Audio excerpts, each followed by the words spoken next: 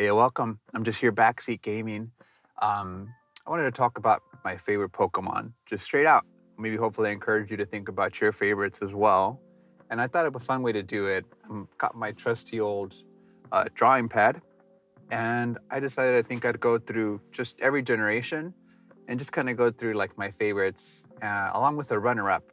I'm gonna be pretending to draw here, very clearly tried it earlier and didn't go too well. It was a little bit boring. So I decided it'd be easier just to kind of yap over each drawing and, just tell you about my favorites just straight out. And hopefully that encourages you to think about your favorites too. And I think it'd just be a fun little sit down video, see how that goes.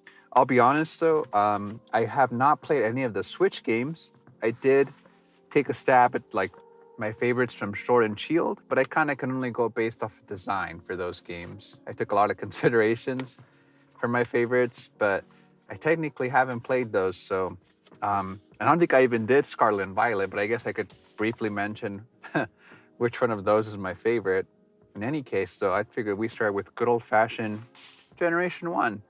I recorded a bunch of footage earlier. I must have been like honestly like almost 2 hours worth of drawings. And I started off actually with my favorite being Jolteon, good old evolution. I didn't really know what I wanted to do with these drawings. I originally had the idea of just like incorporating my favorite along with the runner-up, doing something fun in every picture. But that quickly started to add up very fast. In this first one, I just kind of drew him laying on my second favorite, my runner-up, which is Slowpoke. So Jolteon and Slowpoke are the ones that win this round. And honestly, Generation 1 is a little bit tough because like many people, that's the one that I initially grew up with. You watch the anime and stuff like that. And all of them like have their own personalities. That's what's fun about Pokemon is that they're like very intelligent they're closer to dolphins, honestly, than they are dogs. So they're very like domesticated, but they're like little people. They just, instead of, I guess, speaking English, they say their own name or they have a specific cry. I don't know. I don't know what's more canon, if the cartoon is canon or if like just how they sound like in the games is more accurate. But Jolteon has always been one of my favorites ever since just the idea of the evolutions came up. Because when I was a kid, my first Gen 1 game wasn't Red or Blue. It technically wasn't Gen 1, but I played Leaf Green, which obviously, everyone knows it's clearly a remake of the original games. But that was my first experience with like the Kanto region. So I grew up on the cartoons growing up, but it wasn't until a few years later that I actually gave the games a shot. And when I gave them a shot, I really like saw like why people were so into this, which is funny because then later on when I actually gave the actual Gen 1 games a shot, I was like, I don't think I would have liked this if this was my first experience with Kanto.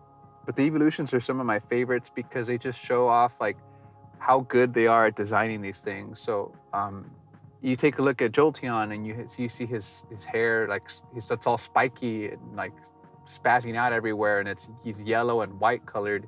It's like really obvious that he's an electric type. You take a look at Vaporeon, who looks like just straight out like it would be like Poseidon's pet dog or something. And, that's very clearly the water type. And same with Flareon, kind of arguably like the most subtle, I guess, of the three, but you still get the idea of like its tufts of like fur being smoke.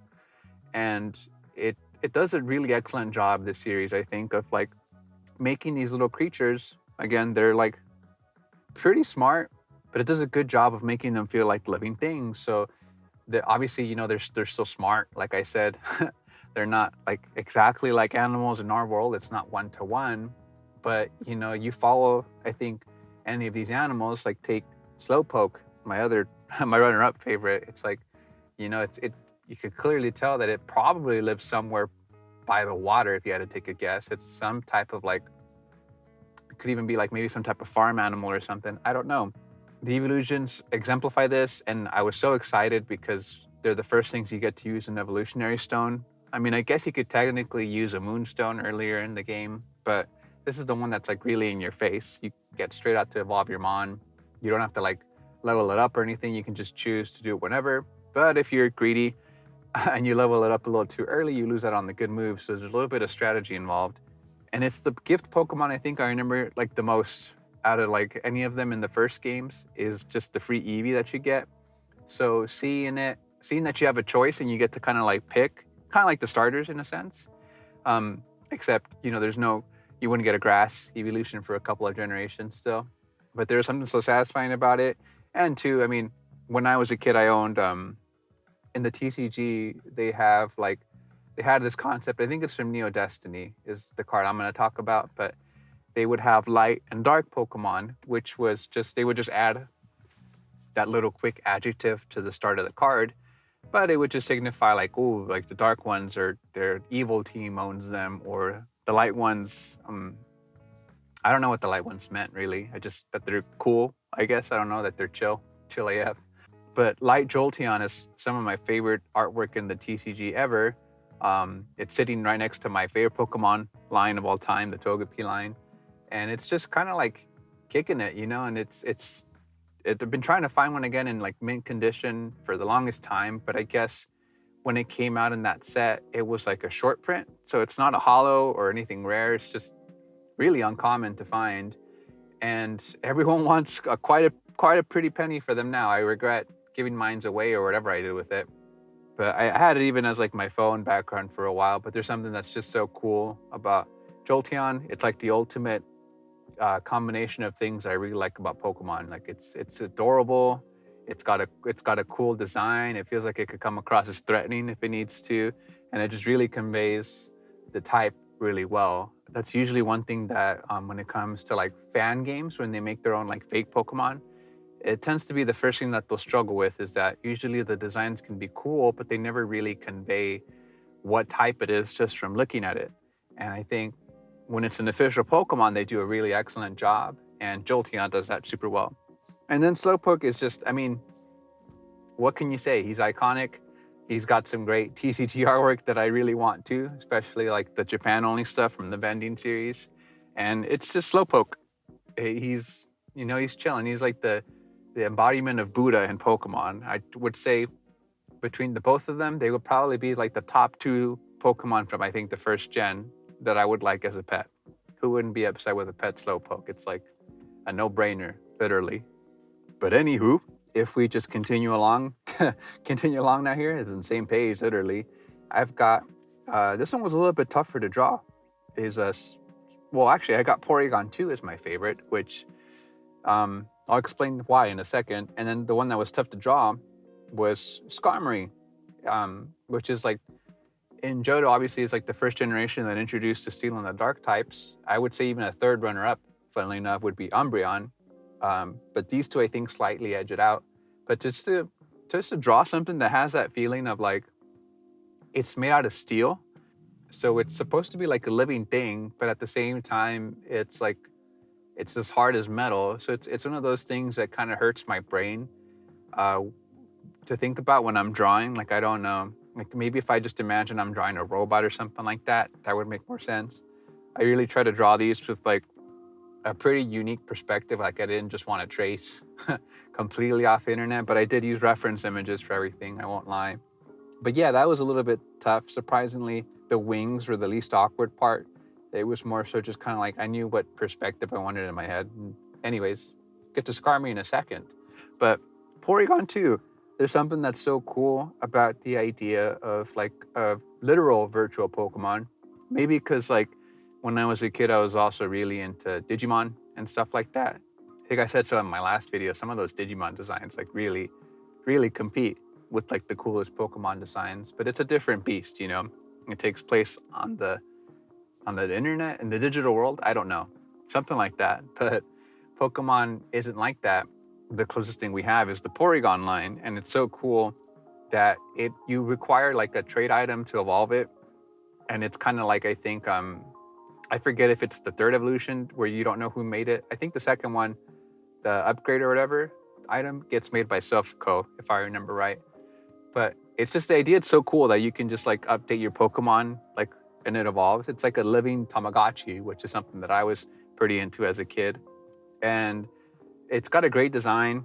Honestly, like it literally reflects like the exact vibes of like society at the time. Like you got the original Porygon kind of representing like the start of like 3D gaming or whatever. Like everything's very polygonal, angular, and then it gets smoothed out and rounded with Porygon 2 as like fidelity and like graphical capability or whatever gets better.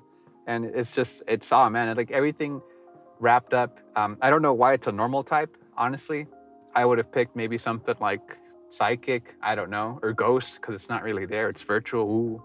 But normal type suits it pretty solidly. Um, they're pretty fun to use in battle, the Porygon line. I think this is like the first two entries are, I'm like, okay, these are actually pretty fun to use like in a playthrough typically. So it's Slowpoke, but you really have to like evolve him. Like, but Porygon 2 and Skarmory are both, well, I guess Porygon 2 is not the last evolution, but they start getting pretty fun, is what I'm saying, to use in the game. And another really quick, weird reason why I picked Porygon 2 is for some reason, it's Cry. When you're in the game, obviously you can browse the Pokedex and stuff, and it'll tell you like where you can catch it. That's real obvious. It'll tell you the weird entry that is part of the Pokedex entry, which I always assume that your kid player character types up. And then one of the things you can check aside from like weird stats like weight and all that is like how it sounds. Like you can replay the sound that it makes. And there's something about like how like fun, digital and melodic. It's like it's just really imprinted into my brain, the Porygon 2 cry. So it's like real awesome. And same goes for Skarmory. Skarmory has a pretty unique cry too, and it's awesome. Which leads me into my runner-up. Who wouldn't want to fly around on a big steel bird? It's got a great design. Killer design, actually. It's premiering the new type, one of the first steel types in the entire series. Funnily enough, I thought it was like a Gen 3 Pokemon originally, and I didn't know how common that was for a lot of people who also thought that. I guess in the second gen, it has that problem that like, what's another one that I really like from Gen 2? Houndour and Houndoom. Like it has that problem that line has where like, you can only catch a Houndour, I think, in like Mount Silver, which by that point, you've basically cleared the game. You know, you're just gonna go handle like the Kanto region, I think, by that point. And so Skarmory, I think, if I remember right, has a similar problem where like you don't really get to use it. But if you started off with like, you know, Ruby, Sapphire, and Emerald, like I did, then you'll know that he's a pretty, I guess, rare, but not that rare catch in where all the soot and stuff falls down and you're like near the volcano and stuff. So once I saw it immediately in those games, I was like, well, sign me up. And so I thought for the longest time it was from that generation. Great Pokemon, great typing, killer design. Like, what more can you say about Skarmory? I really, Porygon 2 only clears it just because it's like, I just have a slight more preference for it, but this was a pretty close call. It's funny, I know I said the Togepi line is my favorite, but I actually like it's one of its later evolutions a lot more, so I'm saving it for, I mean, well, spoiler alert, it has to be Gen 4, obviously, because otherwise Togetic would be here. That's why it's not here, but I think it might have been like third or fourth also. Let us advance the page to Gen 3. Speaking of, Ruby, Sapphire, and Emerald. That was like my first, I think, proper adventure was Sapphire version. That was like the first real game I got for it. I don't feel like retelling that whole story. Just know that Sapphire was my first real experience with the Pokemon's games, and I've just had a real nostalgia for them. That generation period ever since, and I'm real happy that tends to be like the number one thing that gets ROM hacks because it's just so flexible, great base to base it off of, and typically we'll all go looking for new Pokemon experiences. But my favorite from this generation is my boy Flygon. Had to put him here. I had a plush toy of him as a kid. I really don't know what's going on in terms of design. I hope someone can explain it to me one day, where he starts off as like an ant type of thing almost. I don't know what. He's not bug, he's just a ground type. So I guess he's like based off of some type of burrowing creature in the real world. Then he evolves into like a dragonfly, which is fun. Like I like the idea of that. It's a fun pun, fun something. And it gains the dragon typing, I think, by that point. And then it turns into this thing, whatever this, I don't know what you would call it, but I'm surprised it's not like a bug dragon, which would have been pretty cool too, honestly. But ground dragon, it's a great typing, great design. It makes me want to like fly on one throughout the sky, honestly. And I remember that when the remakes for Ruby and Sapphire were first announced, I was so excited over the idea of Flygon getting a Mega, because it's kind of like not that great compared to most like contemporaries. Like if you take even the same generation, you have the other dragon, which is Salamence, which is an amazing Pokemon to use in the games. But Flygon is kind of like just fine. Like it's not horrible. It's a great mon to use, especially if you're just trying to play through the game like normally. But it feels like it just has like a lot of missed potential, and they continue to miss that potential by not giving it a Mega. But I will never stop supporting my boy. I like him a lot more than even Garchomp, but I mean, I'll give Garchomp the benefit of being the better Pokemon overall. It's just Flygon is my favorite. Design-wise, they nailed it. I don't know what it is, but I like it. And honestly, most of the time I play the Gen 3 games. I mean, Sceptile almost made it onto this list. That's usually my starter. And then Flygon is almost typically like, it's almost guaranteed to end up in my party. Like I'm almost guaranteed to go get a Trapnich at some point.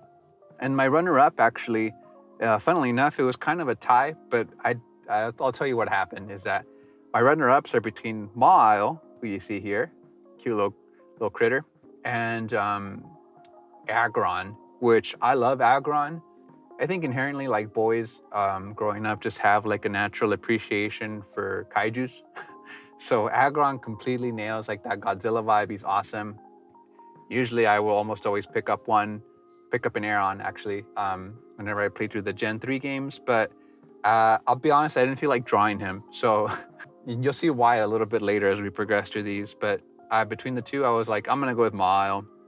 I don't know what it's based off of. I'm gonna assume some kind of like, I don't know, Japanese spirit thing, whatever it is. I need more of it. It's a great design. I wish it was better.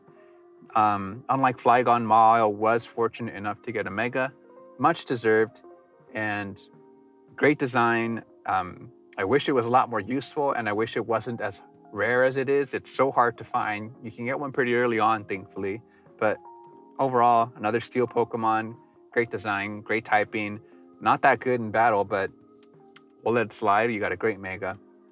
All right, as I said earlier, previewing up ahead, Gen 4 is won by none other than Togekiss, and this is one of those one of my favorites of all time, if not my favorite Pokemon of all time, I think. I really love the Togepi line.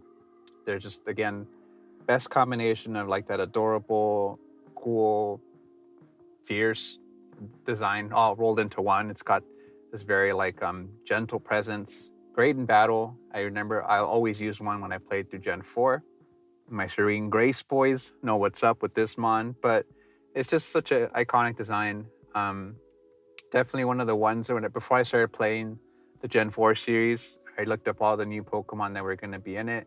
And it was really exciting to see that a lot of older Pokemon, especially Johto Pokemon, were going to get evolutions. So out of all of them that I was the most excited for was definitely Togekiss. I remember I had like a fun Holo Togetic when I was a kid. I'd love to get it again. But what can I say? Great Pokemon, great design, great typing. It only got better with time ever since the Fairy type was introduced. And it's same as Flygon, I guess. There'd be nothing more fun than just to fly through the skies on a Togekiss. I guess that's it. You know, there's nothing more I can say beyond that. It's one of my favorites just because I like it a lot. Along with our runner-up, which is the fire starter of the region, which is what I almost always go for whenever I play through the Gen 4 games, is Infernape, which was probably the most frustrating draw so far in this list. Based off of Sun Wukong, most likely. Fun little design going on here. Firefighting, great typing, just super flexible and reliable whenever you use one in the game. They're adorable. It's got a fun little sound to it when it enters battle. I think I have a plushie of it somewhere too that I got way back when for that reason. And it's usually like just my go-to starter. So out of all the Pokemon in Gen 4, it just felt natural to put this guy here at this point in this video. But yeah, maybe it'll be fun to make like another video like this where we talk about like building our dream team or something like that. Like where would we be in the games? What type of Pokemon would be on it?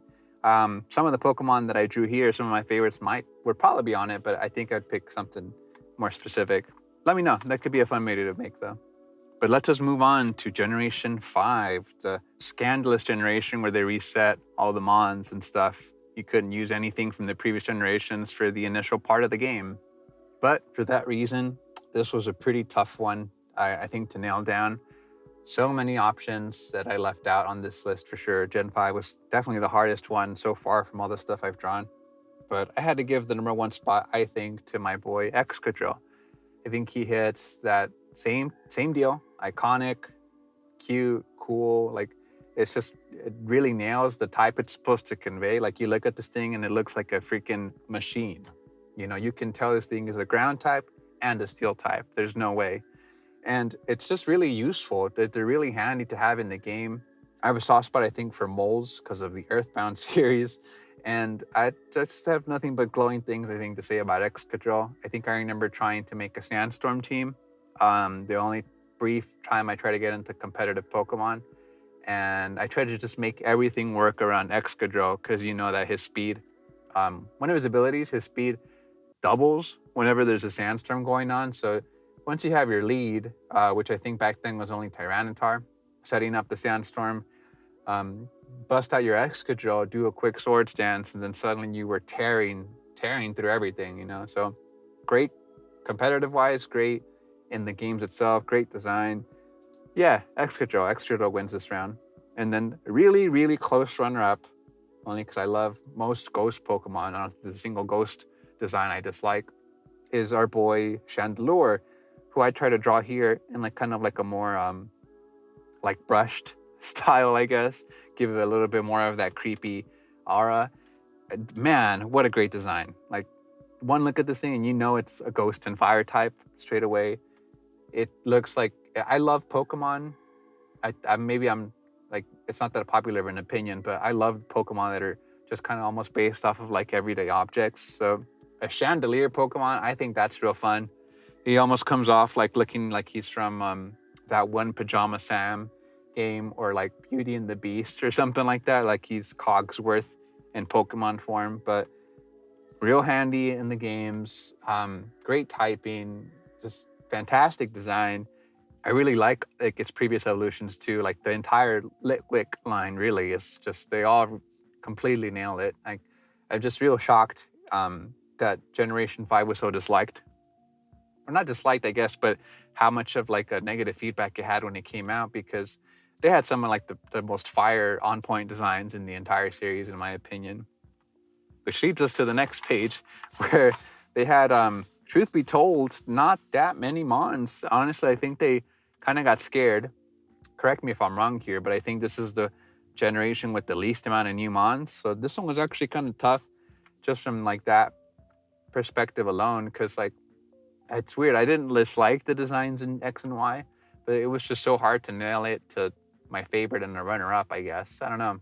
That could also be because I used a lot of Pokemon from the previous gens when I played through that game, because that was their whole deal, was that they had a lot of older Mons in it. Kind of went a little bit of the starter route again, though. I really, really love the middle line of the Froakie line. So Greninja's cool, Froakie's adorable, but there's something about Frogadier where they kind of like, I like the concept of it a little bit more. I'm not too, I mean, Greninja's iconic for sure. You know, everyone loves ninjas. Like, yeah, can't go wrong with that. But there's something about the whole tongue thing that, like, if I think about it too deeply, it throws me off. I think I kind of like what Frogadier has going on here with its whole like bubble thing or whatever going on.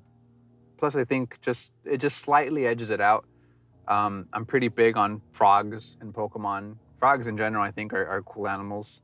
And so I think this one kind of has a little bit more of that frog imprint on it or whatever still attached to it. And overall, yeah, I just like the middle stage a little bit more. Just a little bit edges it out.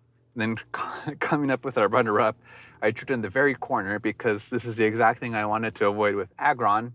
But there's nothing really that I wanted to put over it, unless I put like Greninja there or something, I guess. But we have Tyranitar, who's hiding in the corner because this is where the Pokemon designs start getting a little bit too complicated, maybe. I don't know. That's what everyone says, but there is always complicated designs as early as, like, say, I don't know, Jinx or Mr. Mime or something like that. But in any case, you know, like I said earlier, just complete kaiju vibes. Of course, I'm going to draw a dinosaur Pokemon, you know, that's one of the fossil ones too, which are always fun. I don't think there's a single set of fossil Pokemon I dislike in the series. But Tyranitar is awesome. Great typing. Real fierce looking. Look at my boy. and I didn't feel like drawing the whole thing. So we'll stick him in the corner so we don't have to finish all of that. But just know that I think that's kind of what edges out everything overall in this generation. Again, not too many options here. Well, with that, why don't we go on to Sun and Moon, which, if you watch my last video, this was like the last game really that I kept up with, because after that I was like, I think I'm kind of over Pokemon, because I had lost like pretty much all of my like lifelong digital buddies due to a glitch, and I wasn't really feeling getting a Switch just for the Pokemon series. So I was kind of like, okay, I think I'm cool, but I really like Sun and Moon a whole lot. I liked it a lot more than X and Y for sure. X and Y just kind of had like I would only describe as missed potential, maybe, which is funny because I think that could be even why it has such a small Pokedex. Period.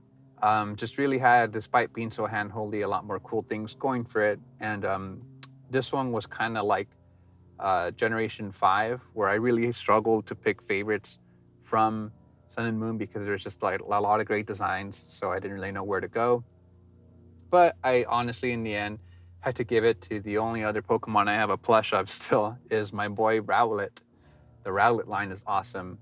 He's also one of the few action figures, like one of the few toys of Pokemon that I have too. I had a friend that got me the entire Rowlet line with like the Decidueye actually capable of like shooting arrows from in underneath its wing. It's real cool. It's a real cool toy. But what can you say about my boy? I kind of messed up his little tie a little bit. I think I was trying to do like a perspective thing of him like zooming straight up into the sky, and it didn't quite work out too well. So, I mean, all of my artwork in this is amateur, anyways. You know, I was trying to find that sweet spot of not taking too long on them, but also still like trying to make it look nice. I'm doing these a little bit in my own style, not exactly one-to-one to Pokemon. Great typing. You wouldn't think it'd become a ghost type, I guess, but it's definitely a great grass type. I would have thought grass flying, but grass ghost is awesome. I think it's a pretty rare combination in the series, and it's just great. Another Pokemon I would love to just own in real life. I would just have it perched on my shoulder while I annoy it trying to speak in pirate.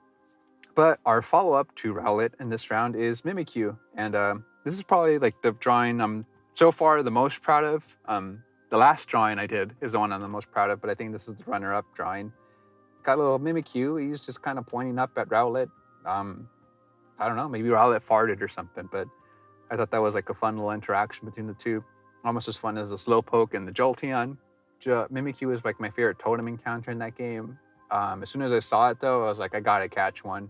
What a great concept. I'm a fan of like mimic Pokemon or fake Pokemon. So this one is just such a great take on it.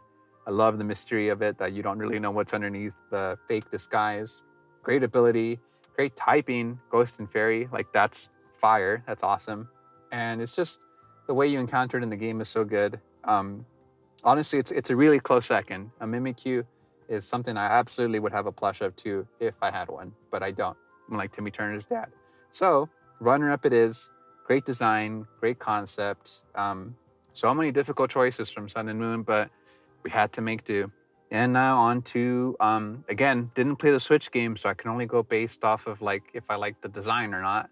But we've got our boys, Appleton and Yamper. And probably my favorite drawing I've done. I think they are pretty spot on to the models.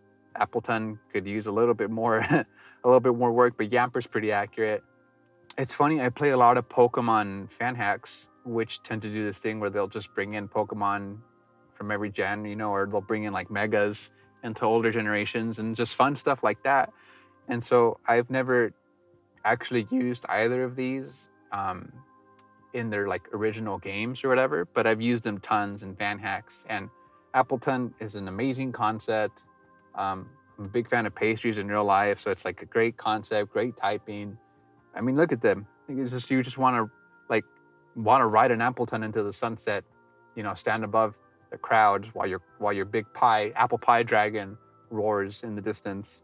But it's a great concept. Again, I like Pokemon that do that whole like we're imitating real life objects type of thing. So I think it's a great idea for Pokemon.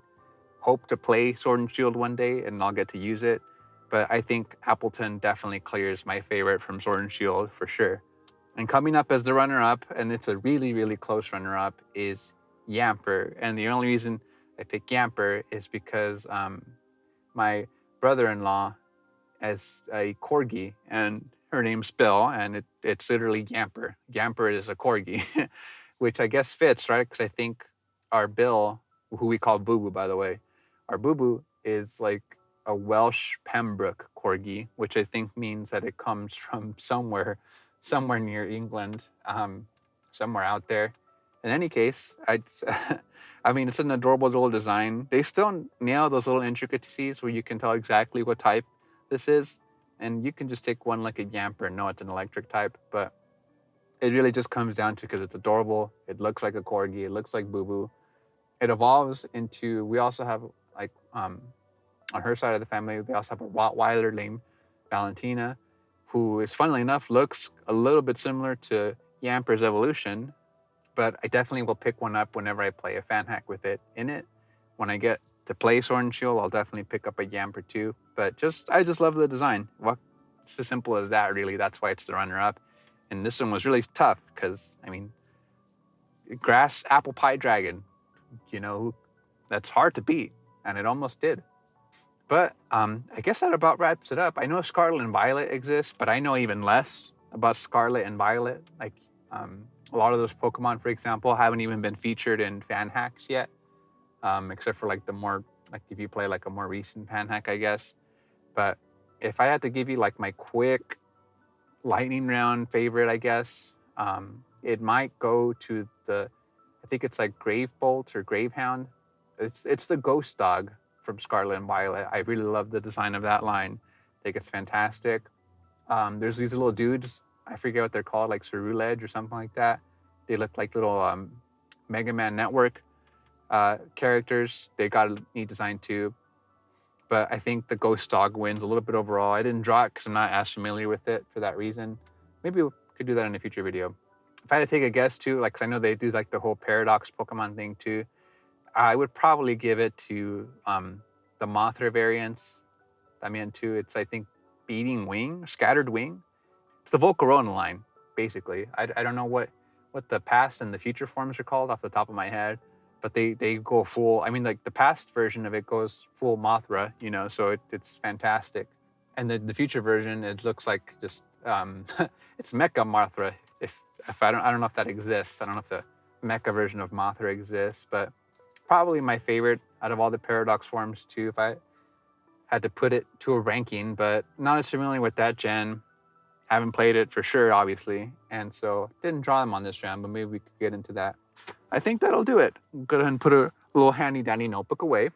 And then I invite you to also just, let me know your favorites. I think, same as I was saying in my last video, really what it comes down to, what I think we all show up for is the Pokemon designs, because we love to imagine ourselves like living in conjunction with these creatures, maybe not battling. I don't know, that might be horrifying in real life, but just the idea, I think a lot of people want more realistic Pokemon games because it's fun to imagine how that would play out, like if these creatures were real in our lives, like the attachments we would form, like how it would change our everyday society. Like it's real fun to, I think, just imagine ourselves immersed in this world. And so I think if you ask anyone, they'll for sure be able to tell you their favorite Pokemon. But I think even most people generally, if they've played a specific generation, they'll be able to probably tell you their favorites from each generation. And again, I invite you to also come down in the comments and tell me what your favorites are. It may not be like, necessarily good at battling. I know there's the world's biggest Love Disc fan out there, but every Pokemon is someone's favorite. And I think that's what's real fun about these series. But let me know. I think next video, or maybe in the future, it'd be fun to make one like where we all imagine like our dream teams, like if we were trainers in the series. I think I mentioned at the start of this video, like just where we would be, what region, what role, what Pokemon would be on it. I could tell you maybe straight out, I think on my dream team, if I were an in-game trainer, maybe only Togekiss low-key might make the cut. I think that would be like my iconic, what I'm known for Pokemon, maybe I could wear like a little Togepi hat or something fun. You know what I'm saying, right? Like the character designs in those games, they always got like a little detail of their main Pokemon included into their design. But I think that could make for a really fun next video. that could be something else where I also do this little drawing experiment. Yeah, it'd be a simpler drawing. I'd only have to draw like a team of 6, so I think that might be that might be a little easier for sure. I really underestimated the amount of effort it takes to make a drawing for each generation. That was definitely tough work. I don't envy artists one bit.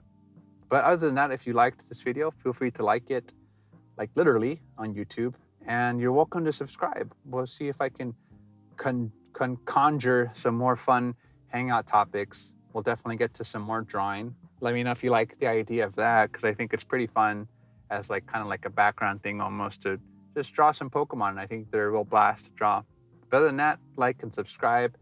I've been here backseat gaming, well, in the front seat technically again. But other than that, I'll catch you guys in the next video.